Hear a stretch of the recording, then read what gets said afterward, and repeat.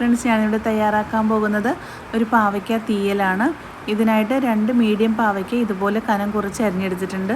ഇനി ഇതിലേക്ക് ആവശ്യമായ ചെറിയുള്ളി ഒരു 20 എണ്ണം, പിന്നെ ചെറിയ കഷ്ണി 2 പച്ചമുളക്, ഒരു 5 വെളുത്തുള്ളി, ആവശ്യത്തിന് കറിവേപ്പില, 2 ടേബിൾ സ്പൂൺ മല്ലിപ്പൊടി, ഒരു നുള്ള് ചെറിയ ജീരകം, ഒരു നുള്ള് ഉലുവ, 10 കുരുമുളക്, 1 ടീസ്പൂൺ മഞ്ഞൾപ്പൊടി, 1/2 ടേബിൾ സ്പൂൺ മുളക് പൊടി, ഒരു നെല്ലിക്ക വലുപ്പത്തിൽ പുളി, പിന്നെ ഇതിലേക്ക് ഒരു അരമുറി തേങ്ങ.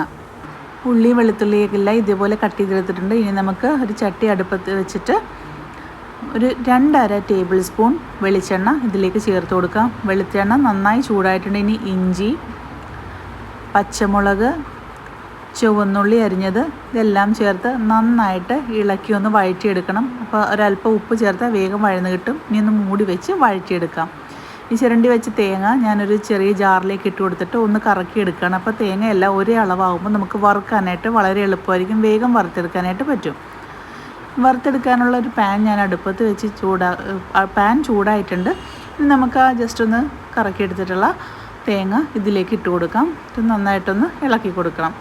ഇനി ഇതിന് ഈ തേങ്ങയുടെ ഒപ്പം തന്നെ നമുക്ക് എടുത്തു വെച്ചിട്ടുള്ള വെളുത്തുള്ളിയും, പിന്നെ അതുപോലെ തന്നെ ഉലുവയും കുരുമുളകും ഈ തേങ്ങയുടെ ഒപ്പം തന്നെ നമുക്ക് ചേർത്ത് കൊടുക്കാം.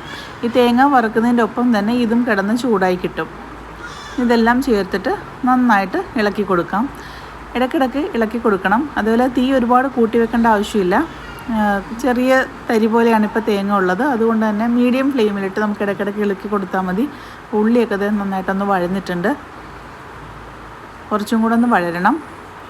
അപ്പോൾ തേങ്ങ ഈ ഒരു പരുവമായി കഴിയുമ്പോഴേക്കും നമുക്ക് കറിവേപ്പില ഇതിലേക്ക് ചേർത്ത് കൊടുക്കാം. അപ്പോൾ ഞാൻ ഇടയ്ക്കിടയ്ക്ക് ഇളക്കി കൊടുത്തത് ഇപ്പോൾ തേങ്ങ നല്ല ഡാർക്ക് ബ്രൗൺ കളറായിട്ടുണ്ട്.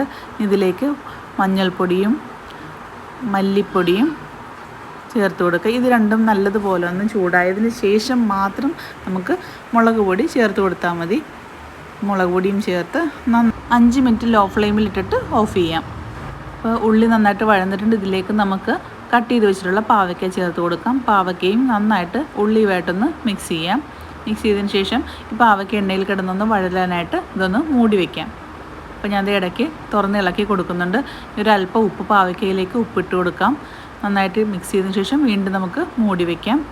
ഇത് ഞാൻ ഇടയ്ക്ക് വീണ്ടും ഇതേപോലെ തന്നെ തുറന്ന് നോക്കണം. അതിനുശേഷം നമ്മൾ എടുത്ത് വെച്ചിട്ടുള്ള പുളി വെള്ളത്തിലിട്ട് പിഴിഞ്ഞ് അത് ചേർത്ത് കൊടുത്തിട്ടുണ്ട്.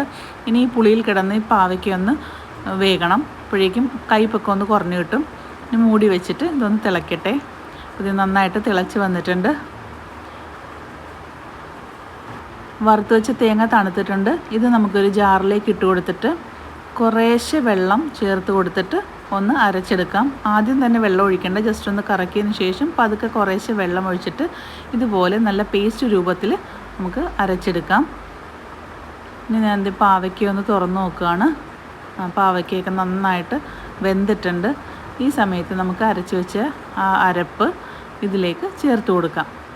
അപ്പോൾ അരപ്പൊക്കെ നന്നായിട്ട് ചേർത്ത് നല്ലതുപോലെ ഇളക്കിയതിന് ശേഷം ആ ജാറിൽ നമ്മൾ അരച്ച ജാറിൽ ഒരല്പം വെള്ളം ചേർത്തിട്ട് അതും ഒന്ന് കലക്കി ഇതിലേക്ക് ചേർത്തിട്ട് ഒരു 15 മിനിറ്റ് മീഡിയം ഫ്ലെയിമിലിരുന്ന് നന്നായിട്ടൊന്ന് തിളച്ച് വറ്റണം.